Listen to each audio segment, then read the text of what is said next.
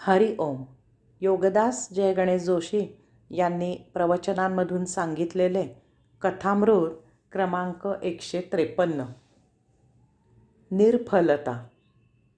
असफलता किंवा सफलता सारख्याच प्रमाणात विफलता देतात आणि निर्फलता हेच सत्य जीवन आहे याची जाण येते.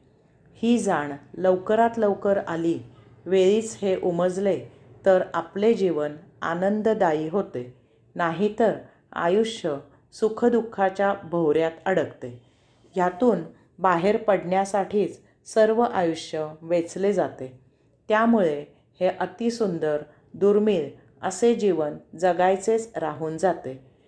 कौरव आणि पांडव यांच्यामध्ये राज्याची अर्धी अर्धी वाटणी झाली आणि ते आपापल्या वाटणीच्या राज्याचा कारभार पाहू लागले.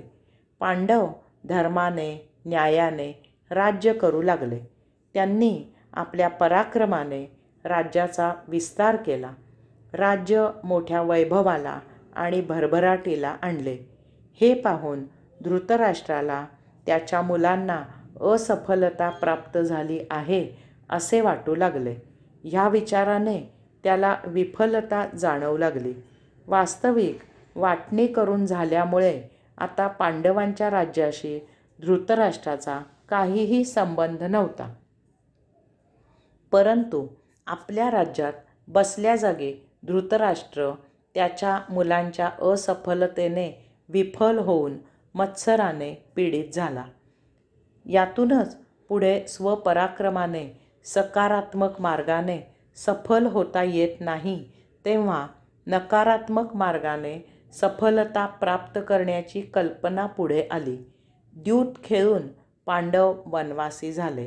पांडवांचे राज्य, धनदौलत, वैभव सर्व काही कौरवांच्या ताब्यात आले. द्रौपदीची भर सभेत होऊ नये अशी अत्यंत लांछनास्पद विटंबना झाली.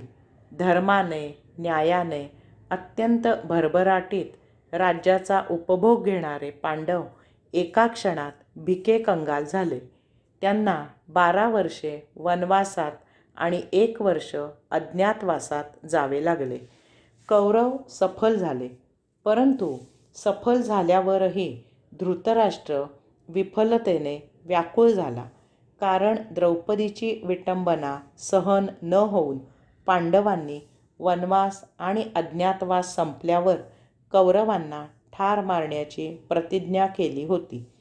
धृतराष्ट्राला पांडवांचा आणि स्वपुत्रांचा पराक्रम काय आहे याची चांगली जाण होती. त्यामुळेच तो सफल होऊनही विफलतेने ग्रासून गेला. पुढे जे घडायचे तेच घडले. पांडव वनवासातून आणि अज्ञातवासातून परत आले. त्यांना दुर्योधनाने त्यांचे हक्काचे राज्य परत करायला साफ नकार दिला. यातूनच महाभारत युद्ध घडले. सर्व कौरव ठार मारले गेले. दुसऱ्याच्या सफलतेने आपण असफल आहोत या भावनेने विफल होण्यामुळे हे घडले. युद्ध संपले. कौरवांचा साफ पाडाव झाला होता. तरीही धर्माने धृतराष्ट्राला चांगली वागणूक दिली. त्याच्या पित्याच्या जागी मान ठेवला. परंतु आता सर्व घडून गेल्यावर धृतराष्ट्राला निर्फलतेची जाण आली होती. तो वनात निघून गेला. कथामृत 154. अभय. नृपश्रेष्ठ उशिनराने तपश्चर्या करून इंद्रापेक्षाही फार मोठे पद मिळविले होते. नृपश्रेष्ठ उशिनराचे महत्त्व समजून घेण्यासाठी इंद्र आणि अग्नी यांनी त्याची परीक्षा घेण्याचे ठरवले. इंद्राने ससाण्याचे आणि अग्नीने कबुतराचे रूप धारण केले. ससाणा कबुतराला ठार मारून खाण्याच्या उद्देशाने कबुतराच्या मागे लागला. ससाण्याला घाबरून कबूतर आपले प्राण वाचवण्यासाठी राजा उशिनराच्या मांडीखाली आश्रयाला गेले. राजा उशिनराने त्याला तेथे आश्रय दिला. इतक्यात तेथे आपले भक्ष्य शोधत ससाणा येऊन पोहोचला.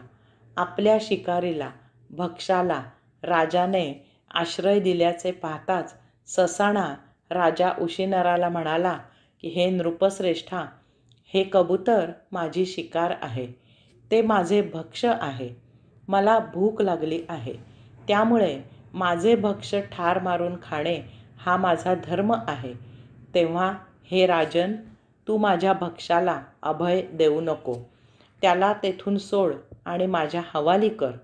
तू तसे केले नाहीस तर तो तुझ्याकडून अधर्म होईल.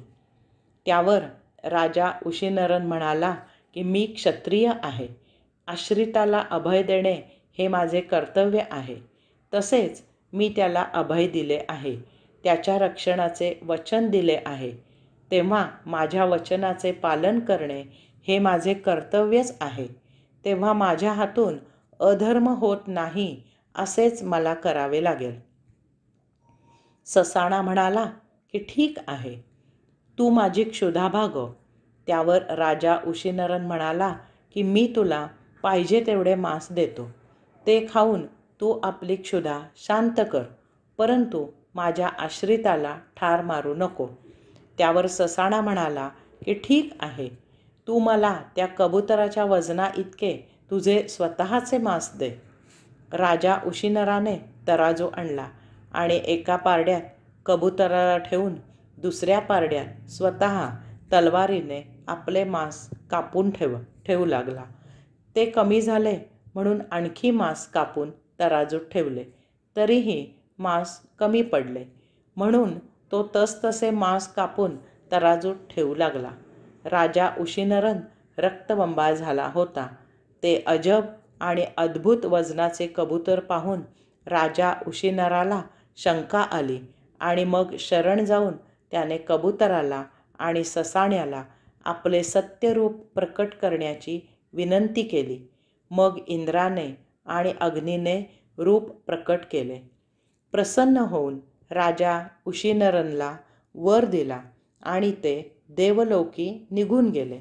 त्यात राजा उशिनरनचा विशेष म्हणजे त्याने आपल्या आश्रिताचा शत्रू तो आपलाही शत्रू असे न मानता त्याचीही बाजू समजून घेतली आणि त्याने त्यालाही स्वतःचे नुकसान करून न्याय दिला.